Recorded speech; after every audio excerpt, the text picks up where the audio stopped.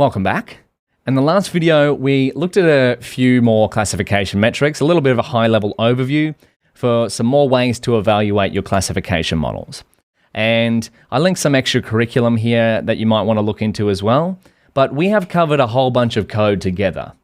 But now it's time for you to practice some of this stuff on your own. And so, I have some exercises prepared. Now, where do you go for the exercises? Well, remember, on the learnpytorch.io book, for each one of these chapters, there's a section. Now, just have a look at how much we've covered. If I scroll, just keep scrolling, look at that.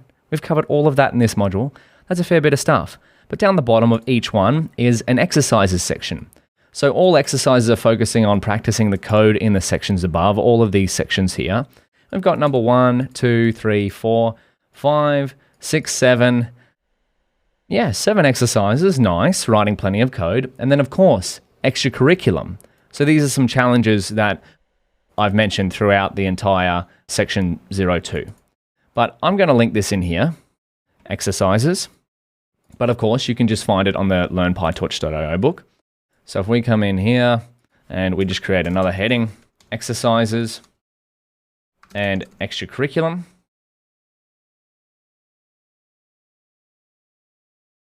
And then we just write in here, see exercises and extra curriculum here. And so if you'd like a template of the exercise code, you can go to the PyTorch Deep Learning repo. And then within the extras folder, we have exercises and solutions. You might be able to guess what's in each of these. Exercises, we have O2 PyTorch classification exercises. This is going to be some skeleton code. And then of course we have the solutions as well. Now this is just one form of solutions, but I'm not going to look at those because I would recommend you looking at the exercises first before you go into the solutions.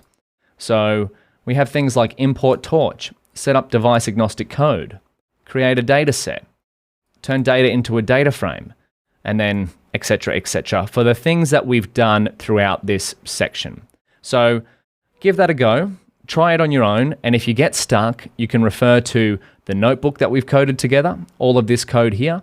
You can refer to the documentation, of course, and then you can refer to, as a last resort, the solutions notebooks. So give that a shot, and congratulations on finishing section 02, PyTorch classification. Now, if you're still there, you're still with me, let's move on to the next section. We're going to cover a few more things of deep learning with PyTorch. I'll see you there.